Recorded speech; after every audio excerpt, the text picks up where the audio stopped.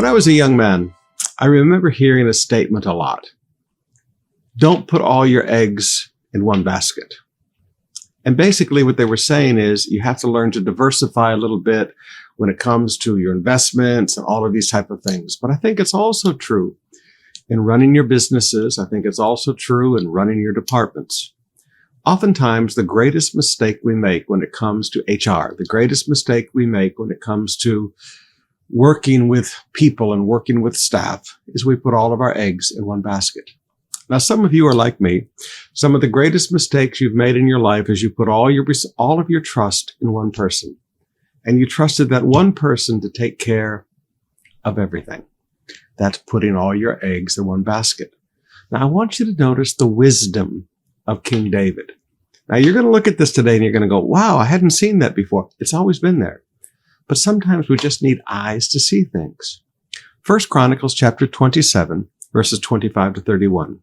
Asmavah, son of Adil, was in charge of the palace treasuries.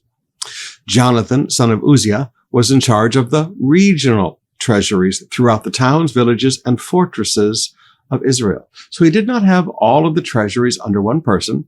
He had palace treasuries, and then he had regional treasuries. Ezri, son of Caleb, was in charge of the field workers who farmed the king's land. Shimei from Ramah was in charge of the king's vineyards. Zabdi of Shephan was responsible for the grapes and supplies of wine. Baal Hanan of Gedar was in charge of the king's olive groves and sycamore fig trees in the foothills of Judah. Joash was responsible for the supplies of olive oil. So even when it came to the differences between supplies of the wine and taking care of the vineyards, we have different people in charge. People in charge of the olive orchards and the olive oil, different people.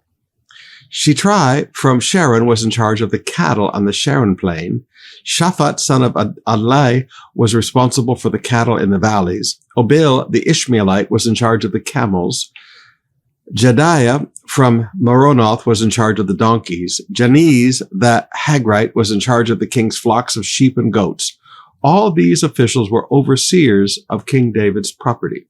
Now notice, all of these officials were overseers of David's property.